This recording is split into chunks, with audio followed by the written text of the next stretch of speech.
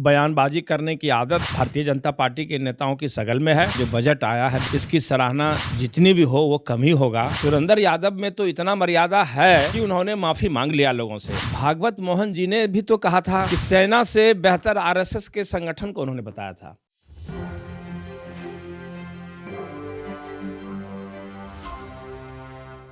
नमस्कार, एक न्यूज़ 24 देख रहे हैं आप और मैं हूं आपके साथ अविनाश। बिहार विधानसभा और परिषद में बजट सत्र की शुरुआत हो गई है। बजट पेश हो गया है वित्त मंत्री विजय चौधरी के द्वारा। अब हमारे साथ बातचीत करने के लिए कांग्रेस एमएलसी हैं डॉक्टर समीर सिंह।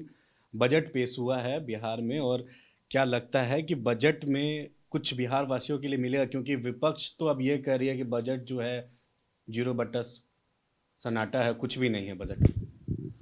भारतीय जनता पार्टी के लोग जब नीतीश बाबू के साथ थे, एनडीए की गवर्नमेंट थी, तो उस समय उनको कुछ ही महीने पहले की बात है, तो उनको सब चीज़ अच्छा लगता था बिहार का। आज वो सत्ता से अलग हो गए हैं तो उनको सब चीज़ बेकार लगता है। जबकि सच्चाई यही है कि बिहार के विकास में केंद्र में जो भारतीय जनता पार्टी की सरकार है वो अड़ंगा लगा रही है, बाधा डाल रही है। जो पक्षपात का रवैया है उनका बिहार के साथ, निश्चित रूप से वो दुखद है। उन्होंने बिहार सरकार के कोटे का पैसा रख लिया है, जो वाजिब हक है बिहार का उसको देते नहीं हैं, और सीमित संसाधन में नीतीश कुमार के सरकार का जो बजट आया है वित्त मंत्री के द्वारा, निश्चित रूप से वो गरीबों के लिए, किसानों के लिए, मजदूरों के लिए, अल्पसंख्यकों के लिए, महिलाओं के लिए एक स्वर्णिम बजट कहा जा सकता है। इसकी सराहना जितनी भी हो वो कम ही होगा। कहीं कोई बजट इस तरह का नहीं है कि उसकी आलोचना हो जाए। ऐसे विपक्ष क्यों कहेगा, कोई क्यों स्वीकार करेगा कि बहुत अच्छा है? नीतीश कुमार तो वही हैं जिसको सुशासन बाबू कह के संबोधित किया करते थे।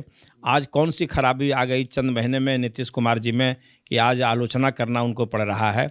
ये अपना अपना लोग पॉलिटिक्स कर रहे हैं। बिहार के हित की कोई बात किसी के जहन में नहीं है। अगर बिहार के हित की बात की चिंता है भारतीय जनता पार्टी के नेताओं को, तो उन्हें प्रधानमंत्री से आग्रह करना चाहिए कि बिहार में स्पेशल पैकेज क्यों नहीं दे रहे हैं। प्रधानमंत्री समीर जी एक बात कहा कि बिहार सरकार केंद्र सरकार द्वारा जो कुछ राशि है बिहार के लिए वो रखा गया, लेकिन भाजपा के प्रदेश संजय जायसवाल ये कह रहे हैं कि तलाकशुदा औरतों और मदरसों को छोड़कर बिहार सरकार कोई काम नहीं किया है और जितने भी काम किए हैं बाकी सब में केंद्र सरकार का सहयोग है। यही संजय जायसवाल जी तो सूची जारी करते थे कि नीतीश कुमार के नेतृत्व वाली सरकार बिहार के हित में कितना काम कर रही है। तो वो सूची जो कभी जारी किया करते थे वही सूची को एक बार फिर से दोहरा दें, वो सच्चाई का बयान करें। आलोचना सिर्फ करने से काम नहीं चलेगा। बिहार की जनता जिसके हित के लिए बजट लाया गया है वर्तमान में, वो जनता जवाब देगी। संजय कुमार जायसवाल जी गुमराह करना चाहेंगे, लेकिन बिहार प्रदेश की जनता ये समझ रही है कि किस तरह से बिहार के विकास के लिए जो हक होना चाहिए था वो नहीं दे रहे हैं। अरे एक तो छोटा सा मांग मुख्यमंत्री जी ने मांगा था। जब पटना विश्वविद्यालय का 100 वर्ष हुआ तो प्रधानमंत्री जी आए थे उस कार्यक्रम में, तो मुख्यमंत्री जी ने कहा कि इस पटना विश्वविद्यालय का 100 वर्ष पूरा हो गया। ये देश का नामी विश्वविद्यालय रहा है। कभी इसके साइंस कॉलेज जो है सो वर्ल्ड फेम का हुआ करते थे।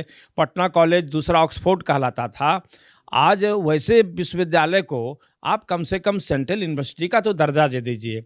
लेकिन प्रधानमंत्री ने कहा कि नीतीश बाबू आप सेंट्रल यूनिवर्सिटी की बात करते हैं, मैं उससे भी बड़ा इसके लिए करने वाला हूं, मैंने उससे भी ज़्यादा राशि देने वाला हूं। लेकिन आज देखिए कि पटना विश्वविद्यालय खंडहर में तब्दील हो गया। उनका आश्वासन झूठा साबित हुआ। तो उनका तो हर कुछ झूठा ही साबित हो रहा है।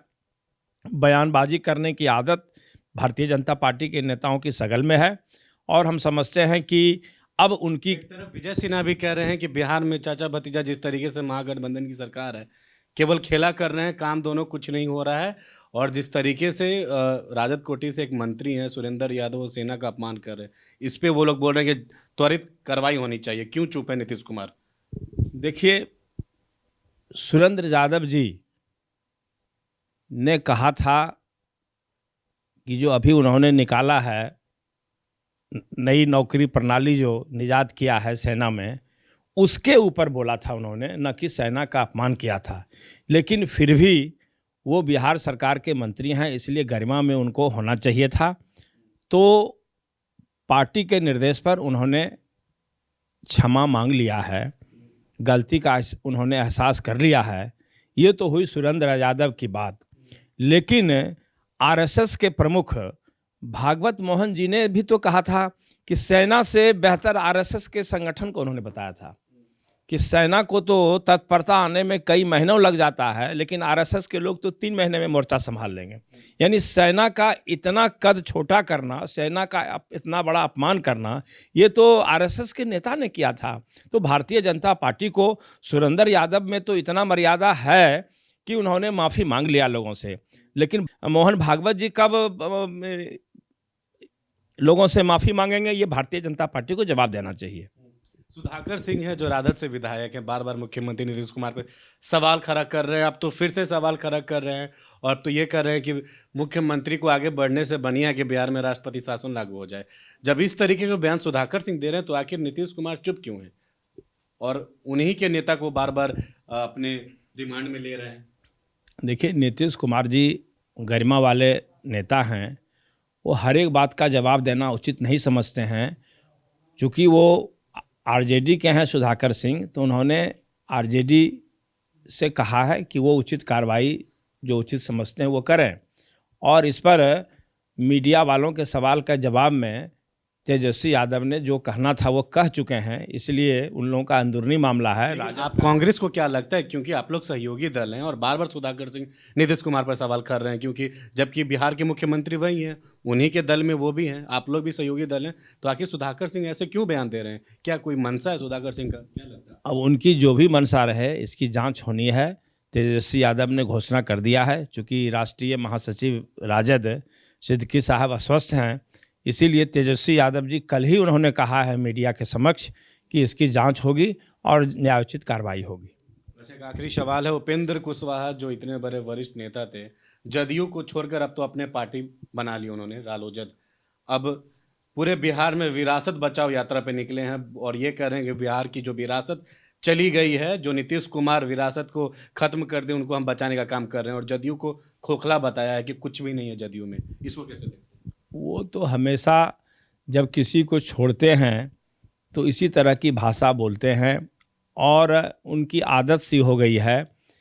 निजी स्वार्थ के लिए कहीं सटते हैं, जब वो कुछ ही दिनों में उनको लगता है कि स्वार्थ पूरा नहीं होने वाला है तो फिर चले जाते हैं। इसलिए उनकी भाषा और उनके बयान पर बहुत ध्यान देने की आवश्यकता नहीं है।